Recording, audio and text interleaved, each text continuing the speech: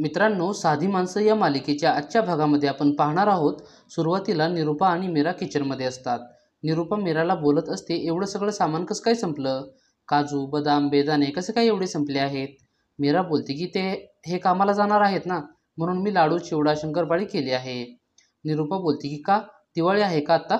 मीरा बोलते की नाही हो, ते कामाला चालले होते ना, म्हणून मी ते केलं आहे. निरूपा बोलते की त्याची लायकी तरी आहे का काजू बदाम खाण्याची? तुझ्या घरी सुद्धा तुला लहानपणी खायला मिळालं आहे का? कधी काजू बदाम बघितले तरी होते का? काजू बदाम किती वापरतात, काय करतात तुला माहीत आहे का? मीरा बोलते की हो, मी थोडेच वापरले आहेत. निरूपा बोलते की 1 महिन्यासाठी भरला होता मी किराणा. तो पनवती घरातून जाणार आहे, म्हणून तू त्याच्यासाठी एवढं काही केलंस. 1 दिवस तरी तो काम करतो का ते बघ. आता येईल निघून माघारी. इथून पुढे मला विचारल्याशिवाय काही सुद्धा यातलं वापरायचं नाही, कारण या घरामध्ये किराणा मी भरते. इकडे आता सत्या कामाच्या ठिकाणी गेलेला असतो. त्याचे मित्र त्याला सोडवायला आलेले असतात. ते मग सत्याला सोडून निघून जातात. आता मग सत्याला दुसरा माणूस सांगतो की कामामध्ये फक्त दारू वगैरे प्यायची नाही. सत्या बोलतो की नाही नाही, मला पण कामाची फारच गरज आहे. आता मग इतक्यात तो डायरेक्टर येतो. सत्या त्याला बोलतो की नमस्कार साहेब. आता मग तो डायरेक्टर सत्याला बोलतो की ते नमस्कार वगैरे राहू दे, गाडी पुसून घेतलीस का? तो मात्र फारच रूढ भाषेत बोलत असतो. सत्या बोलतो की साहेब, मी लगेच पुसून घेतो, आणि मग तो गाडी पुसू लागतो. तो डायरेक्टर सत्याला बोलतो की माझ्यासाठी AC लाव. सत्य मात्र मुकाट्याने AC लावतो, कारण त्याला गरज असते. डायरेक्टर बोलतो की कुठून असले गावंढळ लोक घेऊन येतात काय माहिती. सत्याला मनातून फारच राग आलेला असतो, पण तो काही बोलत नाही, कारण त्याला निरूपाचं बोलणं खोटं ठरवायचं असतं. तो फारच कंट्रोल करतो आणि गाडीचा दरवाजा उघडतो. मग तो डायरेक्टर आतमध्ये बसतो. इकडे निरूपा इथून पुढे मीराने काजू बदाम वापरू नयेत म्हणून त्या डब्यांवर खुणा करून ठेवते.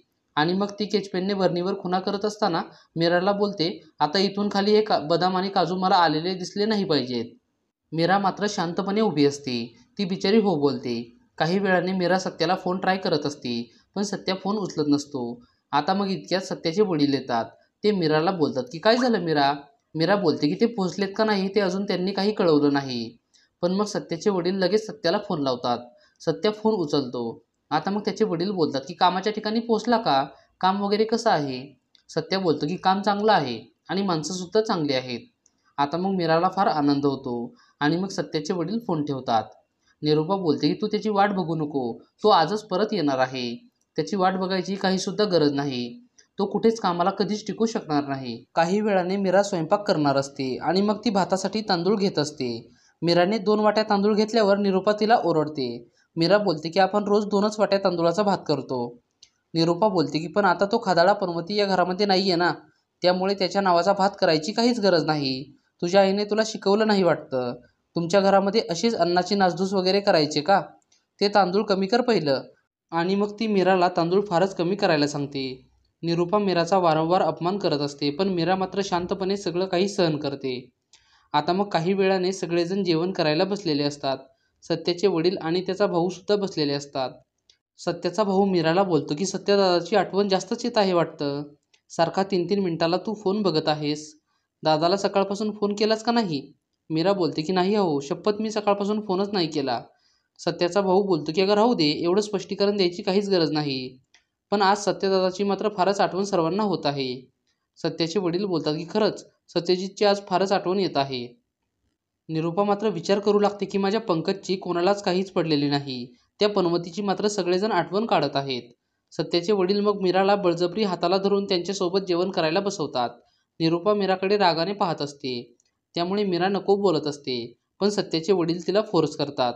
मीरा जेवण करायला बसल्यावर भात घेऊ लागते. सत्याचा भाऊ बोलतो की आज भात थोडासाच केलाय का? फारच कमी स्वयंपाक केल्यासारखा वाटत आहे.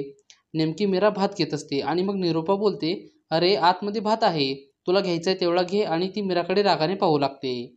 मीराला ती खुणवत असते की भात अजिबात घेऊ नको.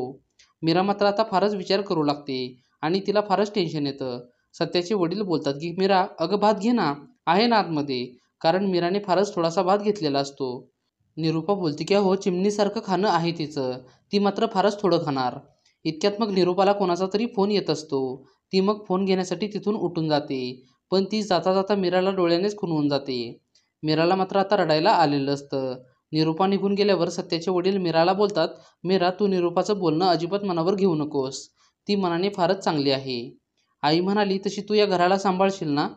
मीरा मग त्यांना हो बोलते, पण तिच्या मनामध्ये फारच विचार घोंगावत असतात आणि इतक्यात एपिसोड संपतो. मित्रांनो, आता पुढील भाग हा फारच मनोरंजक होणार आहे.